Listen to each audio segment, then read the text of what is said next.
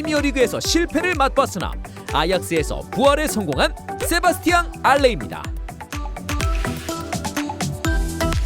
12-13 시즌 프랑스 2부 리그의 옥세르에 데뷔한 알레는 차곡차곡 커리어를 쌓아나갔습니다. 선발과 교체를 오가며 경험을 축적했고 호시탐탐 기회를 노렸죠. 14-15 시즌 겨울 이적 시장에서 네덜란드 1부의 위트레흐트로 임대를 선택하면서 조금 더 치열한 무대를 선택했고 후반기 17경기에 나서 11골 6도움을 기록하며 완전 이적에 성공! 이후 2시즌 동안 리그 55경기에서 30골 10도움을 터뜨리며 알레의 이름을 알리기 시작했습니다. 190cm의 큰 신장에서 나오는 헤더, 여기에 좋은 발기술과 연계 능력 등을 갖추며 리그 정상급 스트라이커로 거듭났습니다. 마침내 알레의 커리어는 한 단계 더 업그레이드할 수 있었죠. 분데스리가의 프랑크푸르트에서 러브콜을 받아 빅리그에 입성!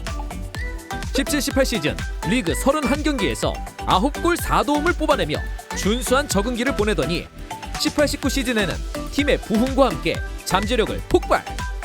당시 프랑크푸르트는 리그에서 강세를 이어갔을 뿐만 아니라 유로파리그 4강에 진출하는 등 빼어난 경기력을 선보였습니다.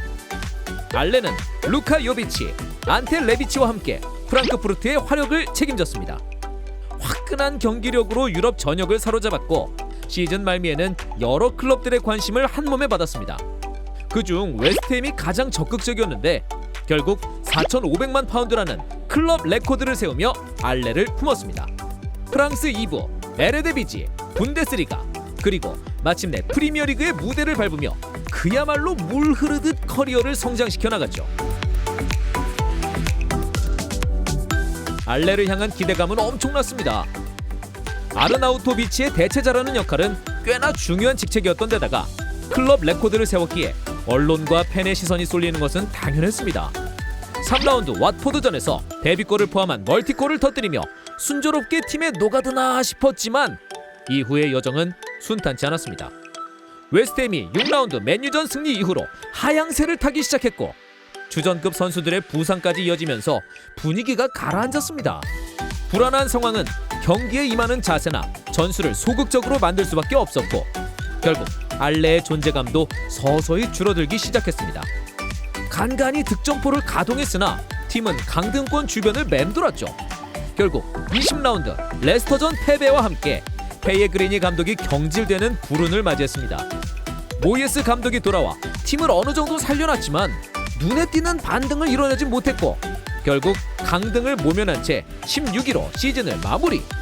리그 32경기 7골 2도움. 알레에 대한 평가는 좋을 수가 없었습니다. 그리고 20-21 시즌도 마찬가지였죠.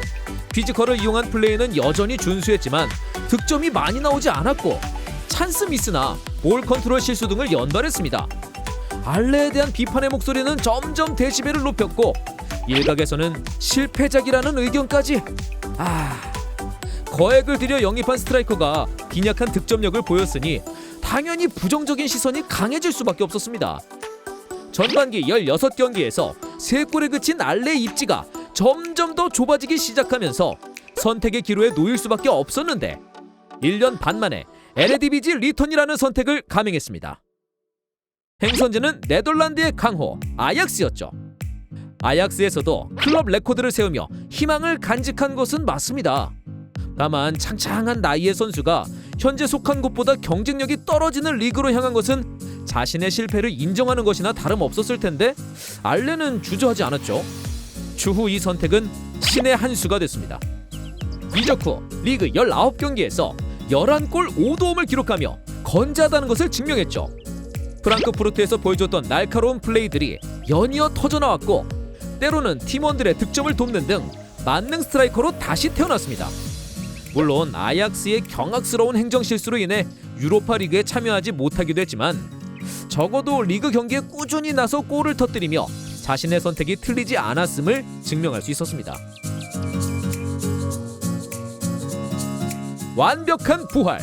아약스 유니폼을 입은 알레는 정말 완벽히 부활했습니다. 리그 개막전부터 득점 감각을 이어나가더니 이는 챔피언스 리그까지 이어졌죠. 조별리그 1라운드 스포르팅 원정을 떠나서 무려 포트트릭을 폭발!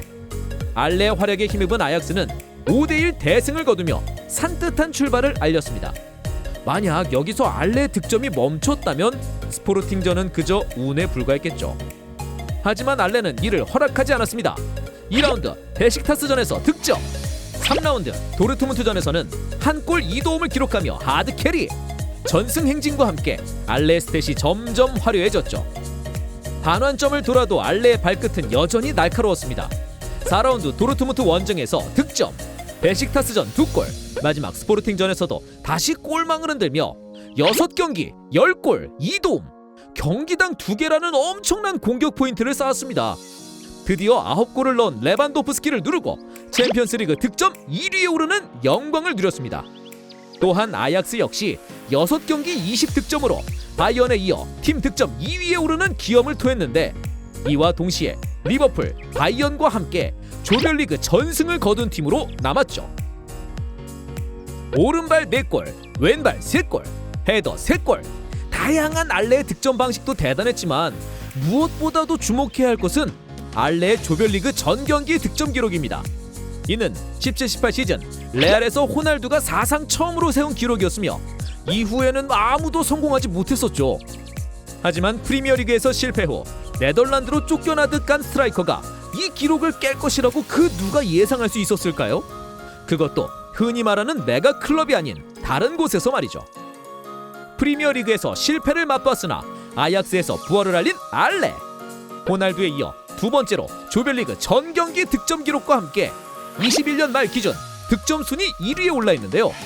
과연 이 순위를 얼마나 유지할 수 있을지, 더 나아가 아약스가 얼마나 더 높은 곳으로 올라갈지 기대를 모아보며